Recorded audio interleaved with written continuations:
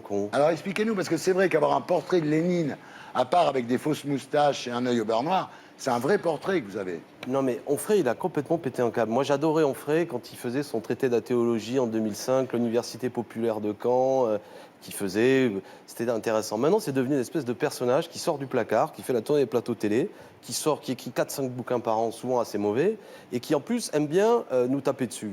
Et c'est ça qui me saoule au bout d'un moment, c'est qu'Onfray, il prend la posture du pseudo-anard, mais il est copain avec toute une série de gens qui fricotent un peu dans cette mouvance où parfois on trouve malin de dire que quand il y a des attentats, et il s'en prend un peu aux musulmans. Il est copain avec qui, par exemple? Bah, par exemple, vous savez, je ne sais pas si ceux qui nous regardent connaissent, il y a la Nouvelle Droite en France, Alain de Benoît, c'est un intellectuel à la Nouvelle Droite qui a une revue qui s'appelle Éléments, Mais qui est on une revue connaît, intellectuelle Alain de Benoît. de l'extrême droite française. Il donne des interviews là-dedans, il va sur des TV confidentielles qui s'appellent TV Liberté, où il parle, etc.